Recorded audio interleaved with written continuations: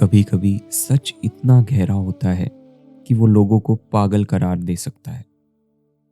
लेकिन क्या हो अगर वही पागल असली समझदार निकले। एक बार एक मुसलमान फकीर एक पेड़ की घनी छाया में बैठकर आराम कर रहे थे।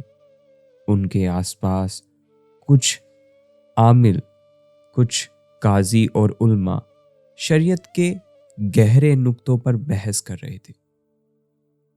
इतने में एक नौजवान तालिब अर्थात शिष्य भागता हुआ आता है।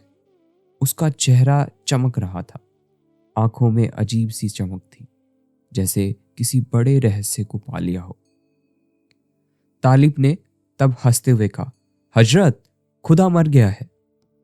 भीड़ अचानक चौंक जाती है। कुछ लोग डर के पीछे हट जाते हैं और कुछ उसकी तरफ गुस्से से देखते हैं। फकीर के चेहरे पे हल्की सी हैरानी आती है। फिर फकीर गंभीर होकर कहते हैं, क्या कह रहे हो पागल, खुदा भी कभी कोई मर सकता है। काजी और उल्मा गुस्से में आकर उसे पकड़ लेते हैं और दूर हटा देते हैं। फकीर फिर अपने आसपास बैठे लोगों की ओर देखते हैं और जैसे ये घटना हुई ही ना हो, भूलकर अपनी पहले वाली क्रियाओं में लग जाते हैं। दूसरा मोड़ तब आता है तब वो तालिब फिर लौट के आता है और इस बार और ज्यादा खुश, और ज्यादा उत्साहित, और तेज आवाज में बोलता है, भाइयों सुनो, खुदा सच में मर गया है। अब की बार माहौल में और गर्मी आ जाती है। काजी और शरीयत के अनुयायी उसे धक्का देकर दूर फेंक देते हैं। कुछ लोग उसे लात घुसे मारने लगते हैं।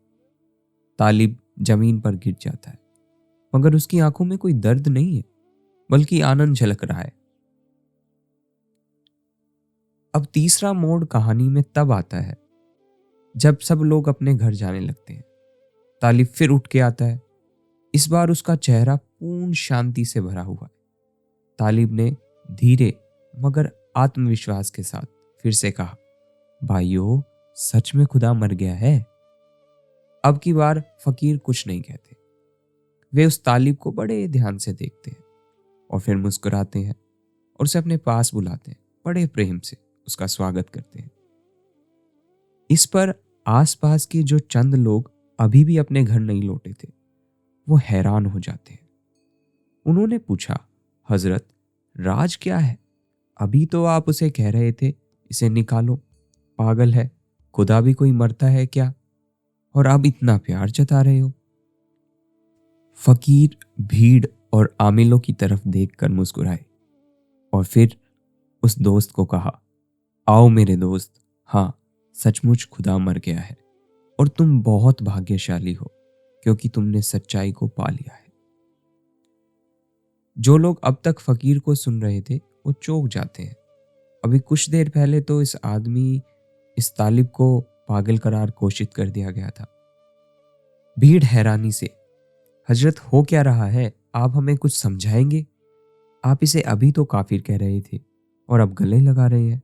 आखिर इसका राज क्या है? फकीर ने धीमे स्वर से कहा, भाइयों, ये काजी और उल्मा शरीयत के गुलाम हैं। वो असली खुदा की इबादत नहीं करते, बल्कि अपने मन की पूजा करते हैं। उनका खुदा तो उनका मन है। जैसे वो कहता है वैसे करते चले जाते हैं। कभी नमाज अदा कर ली सो कर ली, और कभी नहीं की तो नहीं भी की। कभी कुछ और कभी कुछ। लेकिन ये जो तालिब कहता है ना कि खुदा मर गया, वो तो असल में अपने मन को जीतने की बात कर रहा है कि मेरा मन आज मर गया। फकीर आगे समझाते हुए कहते हैं, जब तक इंसान अपने मन के गुलाम रहता है तब तक वह असली खुदा तक नहीं पहुंच सकता। लेकिन आज जब इस तालिब ने अपने मन को हरा दिया, जो हर वक्त इसके अंदर बोलता रहता था, तो यह बोल उठा कि खुदा मर गया। इसे अंदर की शांति मिल गई, इसे अंदर की हलचल से मुक्ति मिल गई। इस पर हजरत के आसपास जो आमिल फाजिल काजी बैठे थे, उन्होंने कहा, तो पहले आपने इसे पागल करार क्यों दिया?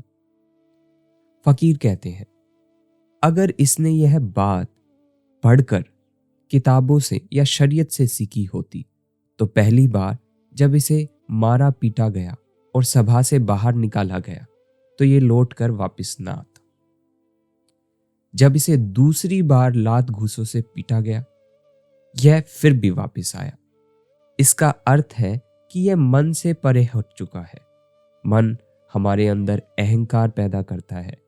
मन परिस्थितियों के अनुसार बदल जाता है, पर इसने तो अपने मन को ही मार दिया, सच्चे खुदा को पा लिया। झूठे खुदा से इसने तौबा कर ली, तो इसकी हालत में कोई फर्क ना पड़ा। लेकिन जब हम अपने मन की हालत देखते हैं तो मन क्या करता है? शरीयत को समय अनुसार बदल देता है। इसलिए इस मन को मारने के लिए ही सारे कायदे और कानून हैं। सभी धर्मों में कुछ ना कुछ रीति रिवाज, पूजा पाठ, पद्धतियां हैं। उनका एक ही उद्देश्य है कि मन पर काबू पाना। मन नियम से भागता है, इसलिए सभी धर्मों ने कायदे, कानून, नियम, शरीयत बनाए। लेकिन देखो जरा मन की क्या हालत है। यह महफिल में तो कुछ कहता है, महफिल में शरीयत को अदा करने की ऊंची ऊंची गवाही लेता है, लेकिन एकांत में अपने हिसाब से तालिब को चलाता है। तो ये तो मन से बहुत आगे जा चुका। इसलिए अगर ये कहता है कि खुदा मर गया तो सही ही कहता है। गुरु प्यारी साध संगत जी, इस कहानी से हमें क्या शिक्षा मिलती है? क्या हम भी अभी तक अपने मन के गुलाम हैं या उसे जीतने के रास्ते पर हो लिए हैं? यह कहानी हमें सोचने पे मजबूर करती है। इस कहानी में न केवल मन बल्कि विश्वास की भी बात है कि विपरीत परिस्थितियों में हमारा विश्वास डोलता है या नहीं। किसी ने कह दिया गुरु सच्चा नहीं है तो हमारा विश्वास डोल जाता है।